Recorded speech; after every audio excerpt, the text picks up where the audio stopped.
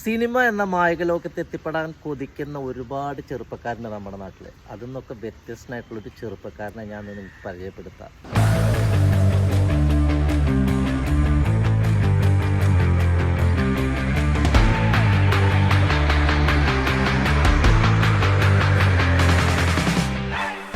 നല്ലൊരു സിനിമ, അതും മലയാള സിനിമാ ചരിത്രത്തിൽ അല്ലെങ്കിൽ ഇന്ത്യൻ സിനിമാ ചരിത്രത്തിൽ വെറും 2 ലക്ഷം രൂപയ്ക്ക് താഴെ ഒരു സിനിമ ചെയ്ത് ഇന്ന് ചരിത്രമായിരിക്കുകയാണ് ഈ ചെറുപ്പക്കാരൻ.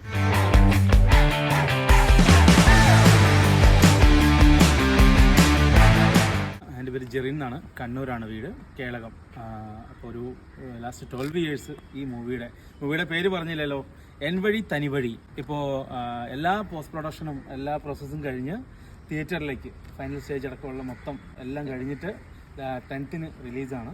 മേജർ സ്ക്രീനുകളെല്ലാം ഓൾമോസ്റ്റ് നമുക്ക് അത്യാവശ്യം എല്ലാ സ്ക്രീനിലേക്കും വരുന്നുണ്ട്. അപ്പോൾ ഇതൊരു ഡ്രീം കം ട്രൂ മൊമെൻ്റ് ആണ്. അപ്പോൾ ജെറിൻ, ഇത്രയും ബഡ്ജറ്റ് ഓറിയൻറ്റഡ് ആയിട്ടുള്ള ബിഗ് ബഡ്ജറ്റ് മൂവീസൊക്കെ ഇറങ്ങുന്നൊരു സമയത്ത് വെറും 2 ലക്ഷം രൂപയ്ക്ക് താഴെ ഇങ്ങനെ ഒരു പടം എടുക്കാനുള്ള ധൈര്യം എന്താണ് ജെറിൻ? അല്ലെങ്കിൽ ഇതിൻ്റെ ഒരു സ്കോപ്പ് എന്താണ് ജെറിൻ കാണുന്നത്? ഇപ്പോൾ ഒരു മൂവി ചെയ്യണമെങ്കിൽ എല്ലാ സംവിധാനം നമുക്ക് വേണം. ഒരുപാട് ടെക്നീഷ്യൻസ്, 100 കണക്കിന് 150 കണക്കിന്. നിങ്ങൾക്ക് അറിയാം, ഒരു മൂവി ചെയ്യണമെങ്കിൽ എത്രത്തോളം ആളുകൾ മാൻ പവർ വേണം, എത്രത്തോളം എഫേർട്ട് വേണം, എത്രത്തോളം ബഡ്ജറ്റ് വേണം. അപ്പോൾ നമ്മളിതെല്ലാം നമുക്ക് പോസിബിളാണ്. എന്ന് വെച്ചാൽ ഇവരെന്താണ് വലിയ സിനിമകളിൽ ചെയ്തുകൊണ്ടിരിക്കുന്നത്, ആ സംഭവം നമ്മൾ അതിൻ്റെ ലൈറ്റസ്റ്റ് ഫോമിൽ നമുക്ക് ചെയ്യാൻ പറ്റുന്ന രീതിയിൽ ചെയ്യാം.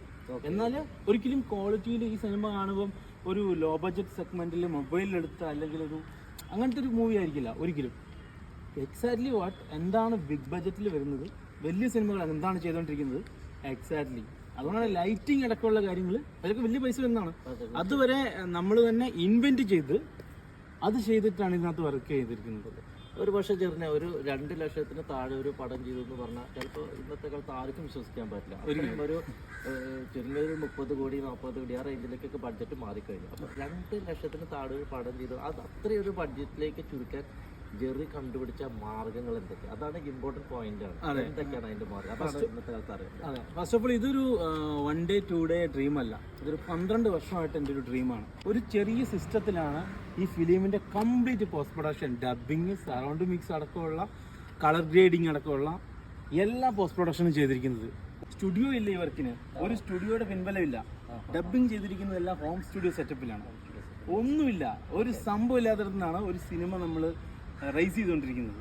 പിന്നെ വേറെ കാര്യം, എൻ്റെ വൈഫാണ് ഇതിന്റെ സ്ക്രിപ്റ്റ് ഇന്നത്തെ ഒരു നല്ലൊരു നടനൊക്കെ വെച്ചൊരു പടം എടുക്കുക എന്ന് പറഞ്ഞാൽ വളരെ കോസ്റ്റ്ലി. അതെ അതെ. അപ്പൊ എല്ലാം ഒരു പടത്തിന് യോജിച്ച കഥാപാത്രങ്ങൾ, അതിനനുസരിച്ച് അഭിനയിക്കാൻ പറ്റുന്ന കഥാപാത്രം കിട്ടാന്ന് പറഞ്ഞാൽ ബുദ്ധിമുട്ടാണ്. തീർച്ചയായിട്ടും അങ്ങനെ ഒരു കഥാപാത്രങ്ങളിലേക്ക് ഇങ്ങനെ എത്തിപ്പെട്ടു. ഇതിന്റെ പുറകില് എനിക്ക് ഏറ്റവും കൂടുതൽ നന്ദി പറയാനുള്ളത് ഹസീബ് പൂനൂർ എന്ന് പറഞ്ഞിട്ടുള്ള ഒരു കലാകാരനോടാണ്. ഇതൊരിക്കലും ഒരു ലോ ബഡ്ജറ്റ് സിനിമ ആണെങ്കിൽ പോലും ഒരു ഒട്ടും ഫെമിലിയർ അല്ലാത്ത ആളുകളല്ല ഇതിനകത്തുള്ളത്. ഓക്കെ, കോമഡി ഉത്സവം പോലുള്ള റിയാലിറ്റി ഷോസിലൂടെയൊക്കെ ഫെമിലിയർ ആയിട്ടുള്ള അഭിലാഷ് നരിക്കുനി, അതുപോലെ ഇപ്പോൾ ഫിലിമുകൾ അഭിനയിച്ചുകൊണ്ടിരിക്കുന്ന ബിന്ദു ബാല, വിജുലാൽ, സന്ദീപ് ഗോപാൽ, അങ്ങനെ ഒരുപാട്.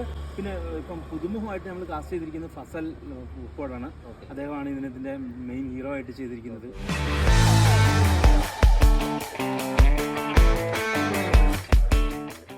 ഇന്ന് ഒരു പടം എടുക്കുമ്പോൾ ഏറ്റവും ശ്രദ്ധിക്കുക എല്ലാവരും, ഒരു പടം നന്നായി വിജയിക്കുന്ന ഏറ്റവും വലിയൊരു സംഭവം ഒന്നാമത് അതിൻ്റെ ബാക്ക്ഗ്രൗണ്ട് സ്കോർ ചെയ്യണം, മ്യൂസിക് നന്നായി സ്കോർ ചെയ്യണം, പിന്നെ അതിൻ്റെ എഡിറ്റിംഗ്, പിന്നെ അതിൻ്റെ കളർ ഗ്രേഡിങ്, ഇങ്ങനെ കുറേ മെയിൻ സംഭവങ്ങളുണ്ട്. ഇതൊക്കെ ആരാണ് ചെയ്തിരിക്കുന്നത്? ഇതിൽ പറഞ്ഞാൽ ഒരുപക്ഷെ വിശ്വസിക്കാൻ പ്രയാസം ഉണ്ടാവും. കംപ്ലീറ്റ്ലി ഒരു സിനിമ തിയേറ്ററിൽ എത്താനുള്ള എല്ലാ പോസ്റ്റ് പ്രൊഡക്ഷനും തനിച്ച് ചെയ്തിട്ടാണ് വരുന്നത്. ഹോളിവുഡിന്റെ അഡ്വാൻസ് ഗ്രേഡിങ് സംഭവം പഠിച്ചിട്ടാണ് ആ ഒരു സംഭവം വന്നത്. പിന്നെ ഒരു മൂവിയുടെ പാർട്ടല്ല, ഒരു ഫിലിം സ്കൂളിന്റെ പാർട്ടല്ല, ഒന്നും അറിയത്തില്ല, ഒരു സാധാരണക്കാരനാണ്. ഒരു കാര്യം നിങ്ങളോട് തീർച്ചപ്പെടുത്തി പറയാം, ഈ നിൽക്കുന്ന ചെറുപ്പക്കാര് നമുക്കൊരു വലിയൊരു അതിശയമാണ്. ഒരു സിനിമ എടുക്കുക എന്ന് പറയുന്നത് വലിയൊരു സ്വപ്നമാണ്. അതിലേക്ക് എത്തിപ്പെടാന്ന് പറഞ്ഞാൽ അതിലും വലിയ സ്വപ്നമാണ്. അപ്പോൾ അതിലേക്ക് കഷ്ടപ്പെട്ടിട്ടാണെങ്കിലും പിന്നെ ഒരു സിനിമ എടുക്കുന്നതിൽ ഒരു ബിഗ് സ്ക്രീനിൽ സ്വന്തമായിട്ട് എടുത്തൊരു സിനിമ കാണാൻ കഴിയാ പറയുന്നത്, അല്ലെങ്കിൽ ഇറങ്ങി ഒരു തിയേറ്ററിൽ ഓടുക എന്ന് പറയുന്നത് തന്നെ എത്രയോ പൈസകൾ, കോടികൾ കയ്യിൽ വെച്ചിട്ട് ചിലപ്പോൾ നടക്കാൻ പറ്റാതെ നടക്കുന്ന പ്രൊഡ്യൂസർമാരും നടന്മാരൊക്കെ ഉള്ള ഈ ലോകത്ത് തൻ്റെതായ സ്വന്തം കഴിവുകൊണ്ട് വളരെ നല്ല രീതിയിലൊരു പടം നിർമ്മിച്ചിരിക്കുകയാണ്. ഈ ഒരു പടം ചിലപ്പോൾ കാണുമ്പോൾ ഇത്രയും ചെറിയ ബഡ്ജറ്റിൽ ഇത്രയും നല്ലൊരു മൂവി എടുക്കാൻ പറ്റുമെന്നൊരു തോന്നൽ നിങ്ങൾക്ക് എന്തായാലും വരും. അത് ഞാൻ ഷുവർട്ടി തരാം. അപ്പോൾ എല്ലാവരും തിയേറ്ററിൽ പോയിട്ട് തന്നെ ഈ പടം എക്സ്പീരിയൻസ് ചെയ്യണം. ഇതെൻ്റെ ഒരു റിക്വസ്റ്റാണ്. എൻ്റെ ഇൻറ്റിമേറ്റ് ഫ്രണ്ടാണ് ജെറിൻ. വളരെ കഴിവുള്ള വ്യക്തിയാണ്. ഇന്ന് ഇതിൽ ഒരു കുറവും നിങ്ങൾക്ക് ചിലപ്പോൾ തോന്നിയത്, കാരണം 2 ലക്ഷത്തിന് താഴെയാണ് ബഡ്ജറ്റ്. നിങ്ങൾ ആദ്യം ചിന്തിക്കുക, അതിൽ നിങ്ങൾ തൃപ്തരായിരിക്കും. ഗുഡ് വിൽ എന്റർടൈൻമെന്റ്സ് ആണ് ഇതിന്റെ യൂട്യൂബ് ഇപ്പം ടീസർ കൊണ്ടുവന്നിട്ടുള്ളത്. അതുപോലെ തന്നെ ഇപ്പം മാതൃഭൂമി മറ്റു ചാനലുകളെല്ലാം എല്ലാവരും നല്ല രീതിയിൽ സപ്പോർട്ട് തന്നിട്ടുണ്ട്.